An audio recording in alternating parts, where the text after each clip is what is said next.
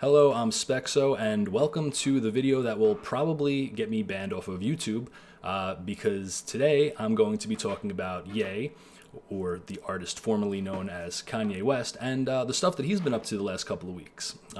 So it started with him releasing a shirt for his clothing brand that had a picture of St. Pope John Paul II on the front, and on the back it said "White Lives Matter." Now this, of course, got the left into a frenzy, and all the conservatives came out and started supporting him, of course, naturally. And then he started talking about Jews, and that made everybody go into a frenzy. But we should give a brief little history lesson on Kanye West. He has always been outspoken in his views since he came onto the scene. In the early 2000s, he was talking about the American government and typical anti-white stuff in his songs or whatever. Remember he went on stage on the Hurricane Katrina thing or something with Mike Myers and said that President Bush doesn't care about black people. May end up being the most tragic loss of all. George Bush doesn't care about black people. Please call. In the past few days, he did all that stuff. Nothing happened. You know, people might have talked about it in the news for a little bit, but he didn't lose any money. He didn't get banned from anything. Then fast forward to like mid 2010s, 2015, 16, he comes out and he starts supporting Trump and starts talking bad about the left and Black Lives Matter and stuff like that. And, you know, it's controversial. It's in the news. You know, people are calling him crazy and all this stuff or whatever. But once again, nothing really happens. Then last week, he starts talking about Jews, and he is immediately banned from Fox News, banned from LeBron James' TV show or podcast, whatever it was. He's locked out of Twitter and Instagram, and he is debanked by JP Morgan. And then all the conservatives who were all excited because he said White Lives Matter started changing their tune and saying, oh, I'm repulsed at this anti-Semitism. I can't believe he would say something like this, blah, blah, blah. Candace and Kanye have just as much of a right to a political opinion as anybody else in this country, and they have the right to wear whatever slogan they please on their clothing. Stop trying to control minorities. They have freedom of thought just like the rest of us. a few moments later. Listen, I'm making a video about Candace tomorrow. I'm gonna pop off because the anti-Semitism is not okay and I will not stand for it. Stop defending these people who would never defend you. These people don't have love in their hearts. They only run on hate, and I don't want leaders or representatives who just preach hate nonstop. So what should this tell you? What should this tell anybody who isn't being disingenuous? It should tell you that the only group that you can never, ever, ever criticize as a group are Jewish people, no matter who you are. As a black person, you can get away with a lot of things. You can criticize basically whoever you want. You can criticize white people. You can criticize other black people. White people obviously can't criticize really anybody anymore. But as a black person or as another type of minority, you can basically criticize whoever you want, except for Jewish people. And not even criticize. You can't even attribute characteristics to Jews as a group in a neutral sense, because then they'll ask, well, what are the implications? Why would you be asking these questions? Why would you be noticing that about this group? Only Nazis and white supremacists and Hitler sympathizers would ever ask these type of questions or talk about these types of things. Basically, you always need to talk about Jews in a completely positive sense, or you risk the chance of being labeled a hateful anti-Semitic neo-Nazi and getting your livelihood destroyed. Which is insane because the persecution is clearly so blatant, but they don't want people to think that Jews have disproportional power. So what do to make people not believe that they have disproportional power? They cancel and ban and destroy the livelihood of anybody who says that Jews have disproportional power. Which, of course, is insane because it's literally just a tangible, observable fact that this ethno-religious minority that is less than 3% of the American population is drastically overrepresented in every single facet of institutional power and influence. From banking to the movie and music industries to big tech companies, from virtually every single corporation, no matter where you look, you are going to find ethnic Jews in levels of high positions within these companies and in these institutions. And why is it hateful or anti-Semitic to ask questions about this or to notice this? If there was only 3% of the country that was Irish, and everywhere you looked, there was Irish people dominating the fields of institutional power that were pushing the culture in your country, there would be outrage. It would be like, why are there so many Irish people in these positions? It doesn't make any sense. This isn't an Irish country. There's outrage now in a majority white country that's over 60% white when there are too many white people in positions of power. And obviously there's an anti-white agenda, but the reason why is because they try to pathologize normal human instinct, including intuition and pattern recognition.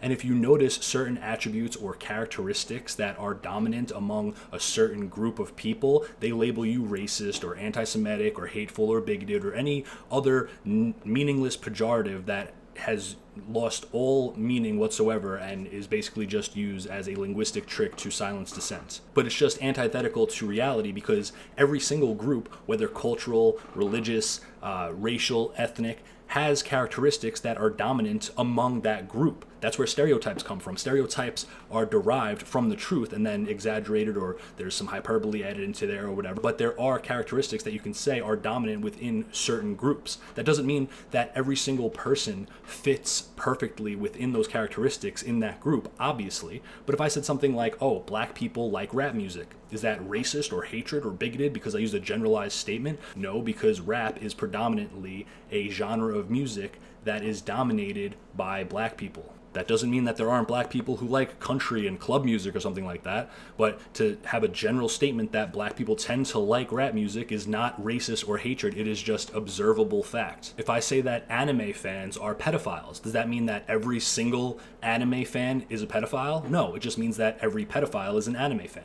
Watch that be the most controversial thing I say in this video. So if Jews are a super minority in America, yet they hold an overwhelming disproportional amount of power and influence within our institutions, and a foundational characteristic of being a Jew is the rejection of Jesus Christ, and the institutions that they are dominant in are pushing agendas that are antithetical to my values as a Christian, I'm not allowed to have a problem with that. I can't notice that and say, hey, I don't like this, like something's going on here. I can't do any of that. I just have to pretend that it isn't happening, because if I say anything, that makes me an evil, racist anti-Semite. Meanwhile, you could literally say whatever you want about white people. You can say, I hate white people. White people are evil. They're the most evil race in the world. They need to be eradicated, blah, blah, blah, blah, blah. Look, here's a clip that Vincent James recently shared on his Telegram of a bunch of different news clips and different people in positions of power blatantly and explicitly being anti-white. So even the most liberal, well-intentioned white person has a virus in his or her brain that can be activated at an instant. We don't need white people leading the Democratic Party right now. White men who think like you. To the white men running to be the Democratic presidential candidate, can you not? Where people just get very, very excited about white men. I mean, we have to stop demonizing people and realize the biggest terror threat in this country is white men. Our country should be more fearful of white men. People of color have been saying since the election that the Trump election was about white supremacy. But what about the other side of the coin? White privilege. Been able to cash in on white privilege. Dear white people. Democratic Chicago Mayor Lori Lightfoot, she's catching heat for apparently deciding to only grant interviews to black or brown journalists. I don't want to say we need to go start killing all white folks, but it's like, but maybe they need to feel the pain and the hurt. And Ye didn't call for violence or discrimination or hatred against all Jews or anything like that. What did he say? He said that Jews have their hand in everything and that they have owned black businesses and controlled black voices for the past 50 years or whatever he said. He said a bunch of things around that. So you can cry anti-Semitism all you want, but where's the lie? But it's okay if we said that about white people, right? And then you have people that are like, well, Jews are just white people anyway. They're just different types of white people. So why do you have to specifically say that they're Jews? They're just white. And it's like, well, Jews, depending on what type of Jew, they do share a lot of genetic similarities with other Europeans and stuff like that, being that they mixed with Europeans, specifically Ashkenazis. But their identity is vastly different than the typical European white person that is basically founded in Christianity. The reason that Jews still exist for the last 2,000 years is because of their tribalism. It's because of their refusal to assimilate to their host nations where they would migrate to and then get kicked out of because they refused to assimilate, because they started doing things like taking over financial institutions and committing usury and stuff like that, which was completely condemned by the Christians in their host country. So they stayed as a tribe, they kept to their beliefs and their cultures, and as a result, even though they would sometimes mix with people of their host nation, they always maintained their cohesiveness. So therefore, the Jewish identity is vastly different from a white identity. And all of these liberals who were supporting Ye and all these other rappers who are constantly spewing this ridiculous anti-white stuff and black separatist stuff or whatever, and talking about, oh, they're free thinkers, they're so brave for sticking up for Black Lives Matter, even though that's literally what every single mainstream institution and organization is pushing, right? So they're really not going against the system at all. They're not brave at all. They're literally towing the line of the New World Order liberal agenda, right? But when they do that, they're free thinkers, they're brave, we need to amplify black voices or whatever. But then when a black guy comes out and he says stuff like White Lives Matter or starts talking about Jewish power, they call him a house N-word or compare him to Samuel L. Jackson from Django Unchained and things of that nature. So ironically, while they're calling all white people evil, hateful, racist, they want black people to fit in perfectly to what they believe they should be spewing and talking about and sticking to the mainstream talking points. And if they don't, then they'll just say the most literal racist, hateful stuff about them because they're not fitting in. And they want to talk about Kanye's mental health and call him crazy and stuff like that. It's not crazy to notice patterns. It's not crazy to want to push for Christian values and proclaim Jesus Christ as Lord. That's supposed to be normal. That's how messed up society is. You know what is crazy? People pushing for abortion and transgendered children and all of this liberal, disgusting nonsense that is anti-logos, okay? That is against God's will, God's word. That is what's crazy. That's how sick our society is. I believe a saint talked about this. He said there's going to come a day where society is going to be so insane that people who are speaking the truth are labeled crazy. And that's what's happening right now. And then you have the hypocrisy of these people on the other side who are always talking about free speech and I'm anti-cancel culture and all of this stuff. And they have realized that terms like racist and Nazi are meaningless pejoratives and just linguistic tricks or whatever. But then when somebody starts talking about Jewish power, they start using the same exact liberal tactics and start calling them evil anti-Semites and all this stuff, and we shouldn't accept this, and we can't engage with these type of people, they're just crazy. This is literally just making like everybody show their true colors. It's pretty amazing, honestly. I'll get to that more in a second. I'm like the most white-pilled I've been in a really long time, but and don't get me wrong, I don't agree with everything that Kanye said whatsoever. Like, he is completely wrong on like his theology, basically. He's like on some like black Israelite type stuff or whatever. But that's not even the point. But let me give you a brief history or theology lesson, whatever you want to call it. So the black Israelite stuff was created by two people named Frank Cherry and William Crowdy, right? And these were two people who apparently had visions that black people were the descendants of the biblical Hebrews or whatever.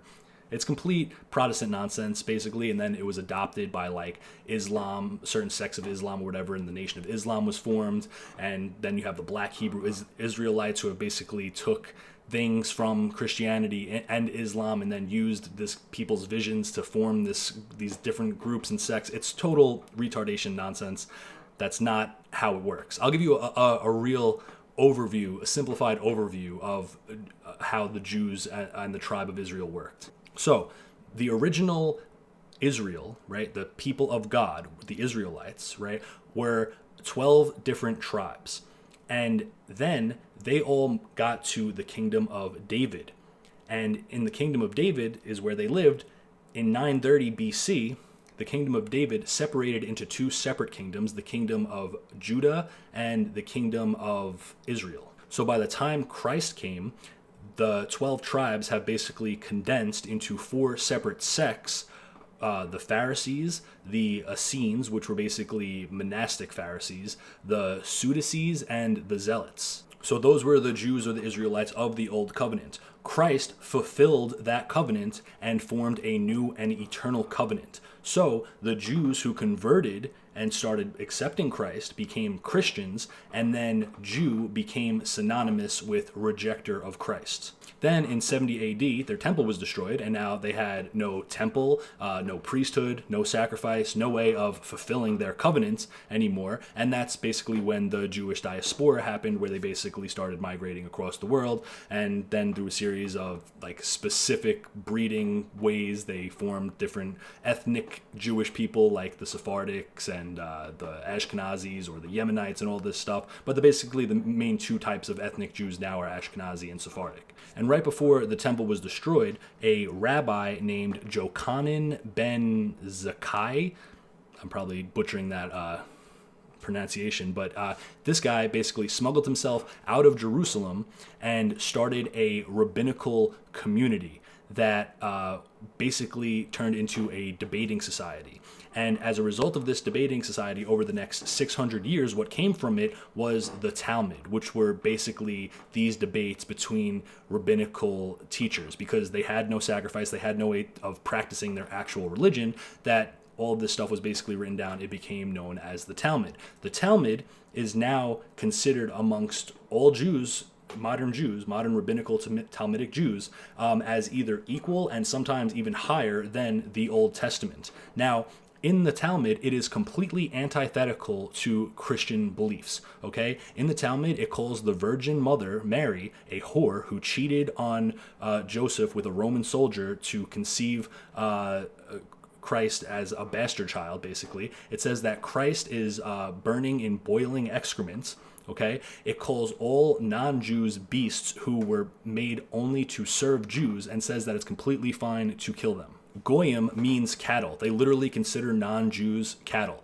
All right, you could get the book Talmud Unmasked, I believe, which goes through every anti-Christian, anti-non-Jew thing in the Talmud. The Talmud is like 12 volumes or even more, something like that. It's like thousands and thousands of pages and stuff like that, but it is completely antithetical to Christians. So this idea of Judeo-Christianity is complete nonsense. So modern rabbinical Talmudic Judaism is not Old Covenant Judaism. Old Covenant Judaism doesn't exist anymore. It was fulfilled through Jesus Christ, who created the new and eternal covenants. Catholics are the new Israel, the new people of God. We are the new seeds of Abraham. Modern Jews are not Israelites of the Bible.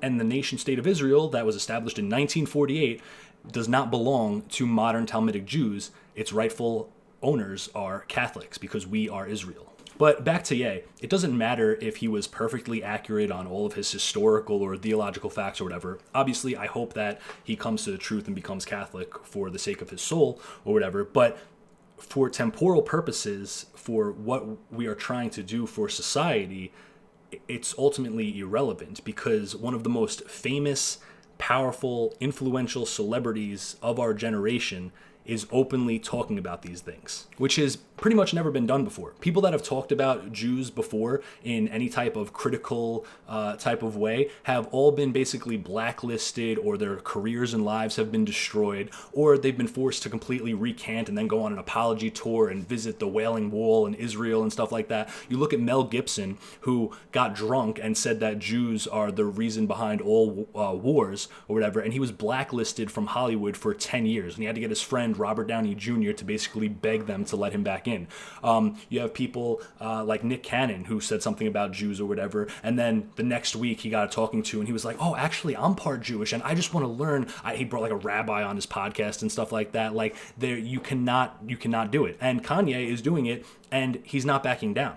Which, I'm not going to lie, I'm honestly kind of a little scared for him. I think they're either going to kill him or try to lock him up if he's not going to back down. So definitely pray for him. But you have like Kanye, and then you have like Elon, who I despise Elon Musk on like a personal level. I think he's like a literal Satanist, and he's all into that like transhumanist nonsense and pushing technology. He's an atheist. He's divorced from that communist lady or whatever. So don't get me wrong. I'm not a fan of Elon Musk. Yeah, he's an entrepreneur and whatever. He has some admirable qualities, of course. But nevertheless, if he is trying to perpetuate free speech and he is now talking out against Ukraine and trying to come to a peace deal or whatever and trying to help resolve this stuff without like a nuclear war going on, and he's doing all of this stuff that is against the establishment narrative, then awesome. Then we should support him. We should support these people who are in these positions, who have this money, this FU money basically, and can do this stuff without really worrying too much about getting their lives destroyed, besides like possibly being like assassinated. We need to support this type of stuff.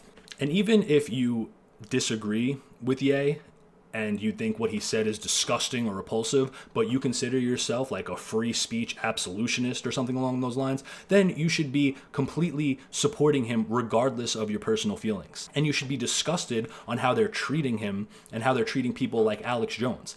They debanked Kanye from JP Morgan. Alex Jones has to pay apparently almost $1 billion because he disagreed with a mainstream narrative, and they said that it was because he was spreading lies and it's a defamation case. How? Explain to me how that's a defamation case, okay? Something happens in the public eye. You say, no, I don't believe in that narrative, right? Oh, you're spreading lies? No, lie implies that you are intentionally saying something false in order to mislead people. He doesn't believe in the narrative of Sandy Hook, right? Which is his prerogative, correct one, by the way. But regardless, it doesn't matter what the case is. Even if it did completely happen the way they say it did, or if it didn't, it doesn't matter. How is he not allowed to disagree with what the mainstream narrative of something is? What does that say about free speech? That you're not allowed to question anything or believe in any type of alternative theories? What does that say for the future of evangelization? Right? Like, oh, I'm spreading Catholicism, but the people in power consider Catholicism a lie, so now I can just like get sued for all my money or whatever because I'm spreading lies. Like that, it's absolutely ridiculous. And now George Floyd's family is apparently suing Kanye West for $250 million or something along those lines, because Kanye West said that George Floyd overdosed from fentanyl. The autopsy report literally says that there was no visible injuries and that he had fentanyl in his system, more than enough to like overdose, right? I don't understand. Not to mention that Kanye West gave $2 million to George Floyd's daughter or something like to get her through college.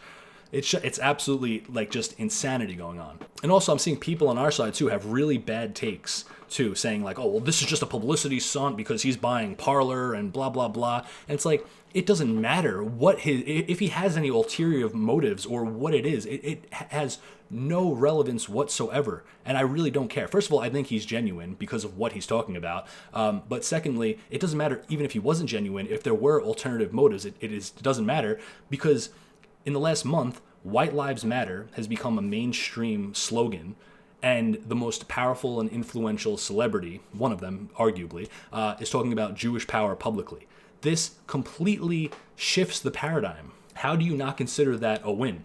And then people like Patriot J, who I like Patriot J, he said a lot of good stuff in the past, and he's generally on our side. He called it an anti-Semitic grift. Do you know what grift means? Grift means that you're saying stuff that you don't believe in order to financially gain. In what reality do you think that negatively talking about Jewish people would get you any type of profits or get you any type of money? It just doesn't make any sense. So I completely support Kanye West. Yay, sorry. I support Elon if he wants to buy Twitter and make it a free speech platform. I support anybody who is taking a stand against this satanic government and the satanic culture that we are living in. Anybody who is going against these narratives that are pushed on to us and normalized to us that we know are antithetical to our values as Christians, I support, just on an ontological basis, even if we don't agree on everything, right? We need to take what we can get. And also, just for the record, I'm a Catholic, so I am completely against anti-Semitism. True anti-Semitism as the church defines it, which is blatant persecution or discrimination against Jews just because they're Jewish. I don't believe in being cruel to them or causing them physical harm or violence or anything like that. That if I did that, I would be in very deep error because it is specifically condemned by the Catholic Church. But it is not anti-Semitism to want a Christian society. It is not anti-Semitic to notice when people who are not Christian are using nepotism and tribalism to consolidate power and pushing agendas that are antithetical to Christianity and then having a problem with that. There's nothing wrong with that. There's nothing anti-Semitic about that. As Christians, we are called to spread the gospel in hopes that the Holy Spirit will convert souls, and it is our responsibility to push the temporal order towards the will of God. And the only actual form of anti-Semitism that is prevalent in modern society is the idea that Jews should just remain Jews and not convert. That is real anti-Semitism, because that is showing that you don't care about their souls,